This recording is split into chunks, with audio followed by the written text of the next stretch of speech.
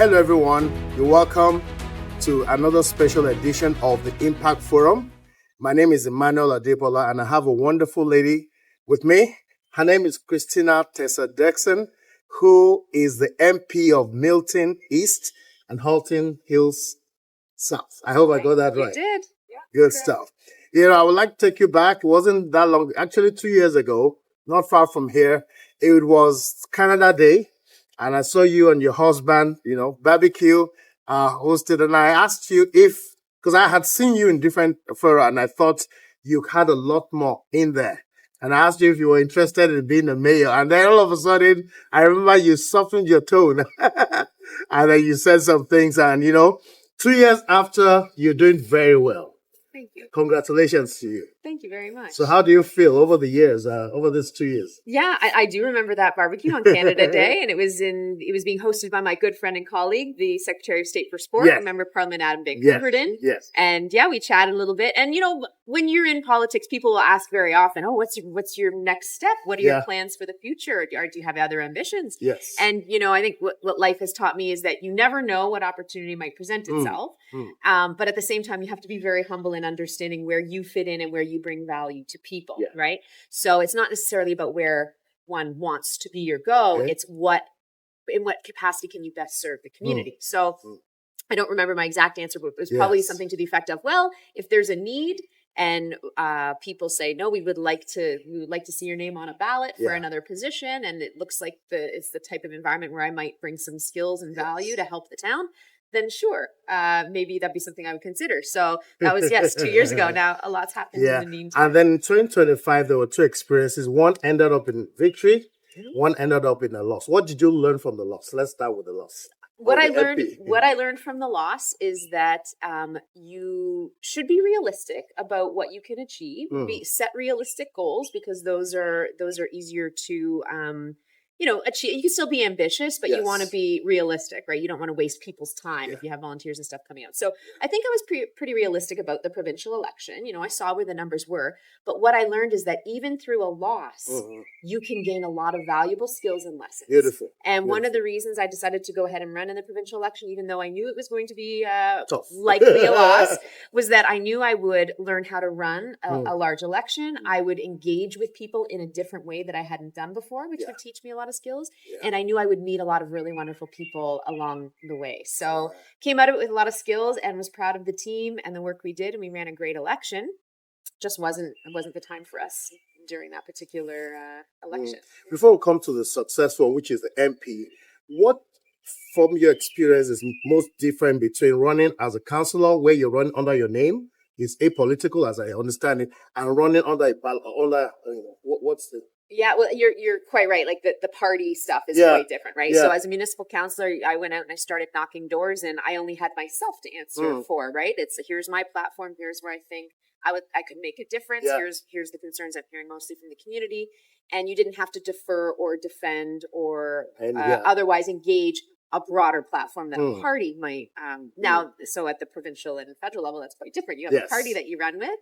And so you have to make sure your values are aligned with what that particular party is bringing forward. And in my case, luckily, that was the case. Okay. So that's quite different. And I would also say just kind of the way elections are run at those provincial and federal levels is quite different.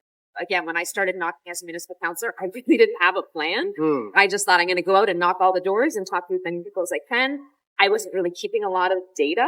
I just said I could just keep knocking the doors, and that's what I did. So whereas the provincial and federal, there's other tools you use to track your data and to engage people. And so that was quite different as far as the candidates. And from what I see, I mean, you're a genuinely, and I say this, I'm not flattering, genuinely likable person. So because some people think that to win an election, you need to put other people in bad light. I don't think that's your strategy, right? No, I think everyone who puts their name forward to run in an election it deserves a degree of respect because you're really sticking your neck out in many ways, and your reputation is scrutinized, your family can be scrutinized, all of your work.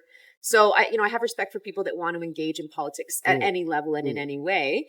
And I found, my mom taught me very early on, you get more bees with honey, I think she would say, rather than vinegar. So nice. And you never know, you never know when you will need to engage the in friends to help you. So I mean, why create enemies if you don't have to? So and I genuinely like people. So it's not really in my nature to talk badly about people. I think I try to see the good in everyone, and I think everyone does have good to be seen.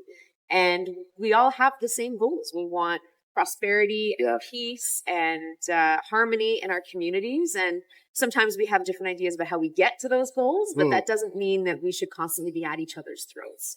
So there's a collective work that we can do to make all of our lives better. So are you on recess now in the Yes, yes. So I finished up in Ottawa last week and drove back home on Thursday night. We had 2 weeks of sittings till midnight for 2 weeks, which was trying to get some work done before we came back to our ridings for the summer. So the summer is great. I mean, a lot of people call it a break. I think I'm busier here than I am in Ottawa some days because stuff like this, you want to get out and engage with the community, attend events and get out into the riding, stuff that you weren't necessarily able to do during the house sitting.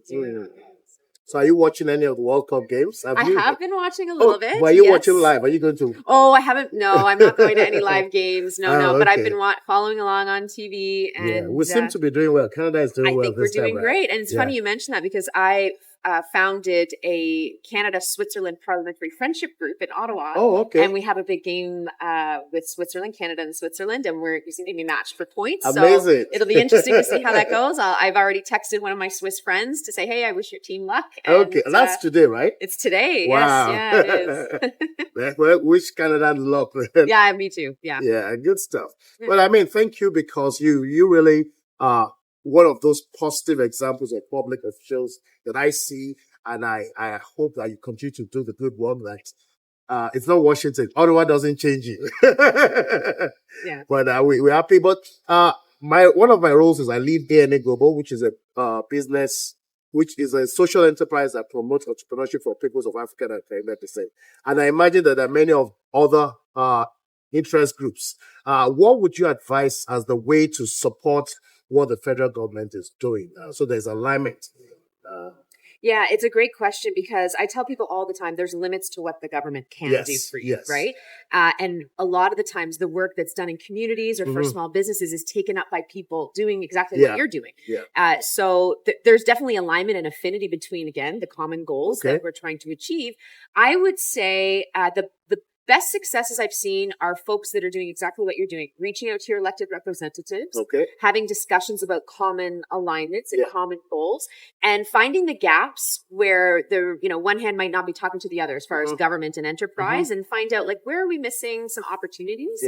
It's different for every organization that might come to the federal government, but there's also lots of great programs that the federal government is funding because we want to help support the work that these enterprises are doing, right? They know best what their communities need.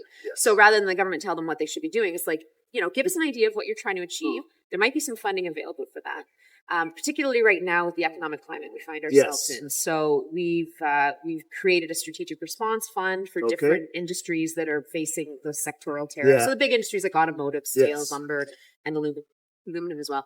But there's also some regional response funding for smaller businesses and enterprises that just need some help stemming the losses they're experiencing from the tariff impacts.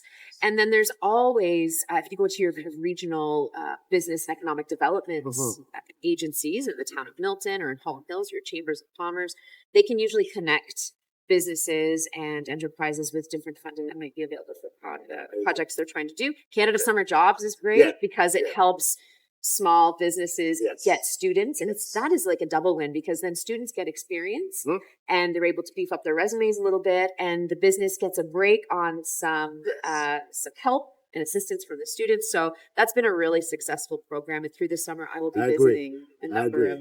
We've actually benefited from that 2 years in a row. So thank you for that. Good. I'm glad. Very glad. Okay. So I know you're very busy. She's actually very busy. This time was just to catch up and get to know what you're doing. Wishing you continued success in your role and all the best for us. Same to you. Thank you so much. Thank you all. Bye for now.